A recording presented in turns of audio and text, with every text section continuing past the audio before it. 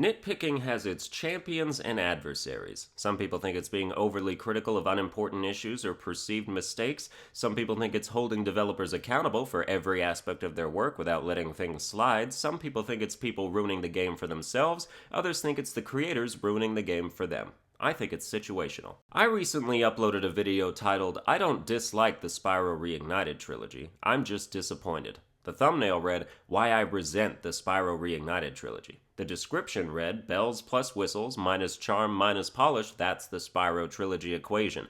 All of these aspects combine to form the essence of my video, three slightly different ingredients mixed together to succinctly and accurately convey the content of the video in question. Some people call that clickbait because they can't fathom a dissenting opinion, and rather than argue it on its own merits, they resort to irrelevant attacks to regain a sense of control in their lives they're desperate to avoid losing.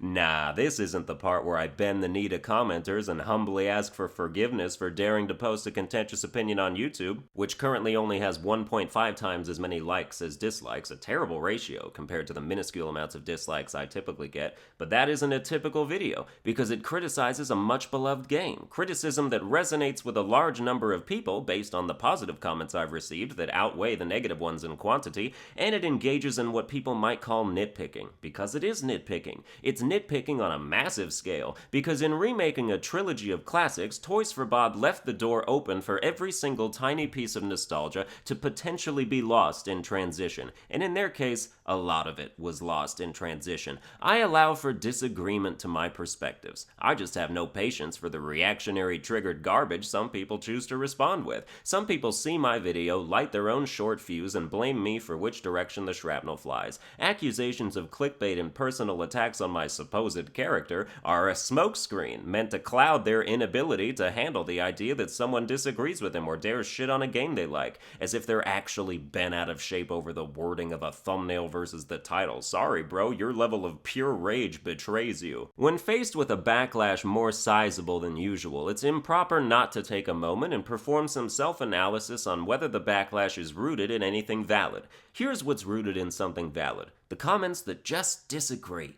The comments that don't burn down the neighborhood or conduct a mass shooting. There's nothing valid about using your insecurity or mental frailty as a weapon. You're a self-shattering vase trying to cut me with the fragments, and I won't have it. You're owed nothing. No apology, no moral relinquishment, no walkback of any kind. So I comfortably absolve myself of responsibility for your volatile feelings. Spyro is a situation in which I feel nitpicking is valid, because we're talking about recreating three classics from 20 years ago, and when nostalgia is the absolute driving factor of those sales, of why people who played the originals would want to play them again in this new form, if you fuck that up, you've completely bungled the central reason you even remade the game to start. Nostalgia is the only reason to remake any game, and I know someone in their head was just like, excuse me, people remake games for money, to which I ask you, what the Sam hell you think drives those sales? It starts with an N and ends with nostalgia.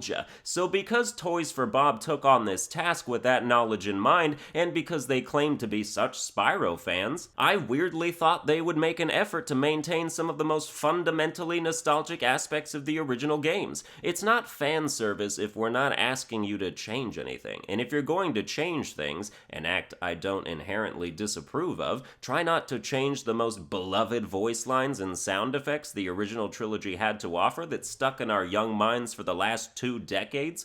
The monk chants were non-negotiable. The professor's idle dialogue was non-negotiable. Many of the characters' voices were non-negotiable. To a lesser extent, getting rid of the orbs bouncing into Spyro's nose in the second game was a dick move. Removing the visual effect of all the treasure Spyro gained during the level as he exits it, pouring from his body into the treasure count, was uninspired. And replacing Hunter with a distant family member, as far as I'm concerned, was also immersion breaking. These are nitpicks. Any of these things on their own would have stung less, but they add up. Couple them with all the glitches that riddle this experience, making Spyro feel like a cheap emulation, and you have a modern remake that isn't even as polished as the 20-year-old PS1 game it's based on. That's where the resentment part for me kicks in, which, by the way, for anyone who screeched like a distressed harpy at my audacity to claim I don't dislike the game, but can still resent it, dislike is to dislike something, for any reason. To resent something is to feel personally wronged by it. It's a basic goddamn distinction, and while my sense of gameplay mechanics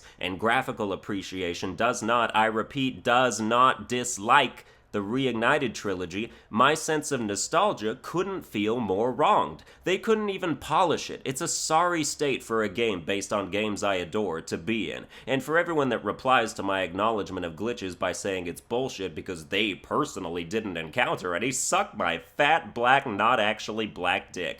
You're so lucky. First of all, nobody had a completely glitch-free experience because Sparks refusing to pick up certain gems is scripted into everyone's shit. For you to say the glitches aren't a big deal objectively when you didn't see any of the major ones is the epitome of selfish ignorance. A game's stability is only as good as its worst glitch because that shit affected someone or many people, and you don't get to sweep their experiences under the rug and say it's all okay. This doesn't mean I'm engaging in the opposite and sweeping people's positive experiences under the rug. They are valid for them. I never claimed they weren't, and I never claimed my view was representing any view but my own view. I saw plenty of glitches, enough to deflate whatever excitement was left after seeing most of my favorite Spyro moments of old either removed or dumbed down or just poorly painted over. When the nitpicks are in the dozens, they become hard to ignore. I firmly believe nitpicking remakes in service to nostalgia is the correct thing to do. It's what all the testers and YouTube people they flew out to their headquarters should have been doing before release to ensure the final product met expectations. But when people get free flights and lodging from the company they're there to give impressions to, they tend to be a bit more agreeable.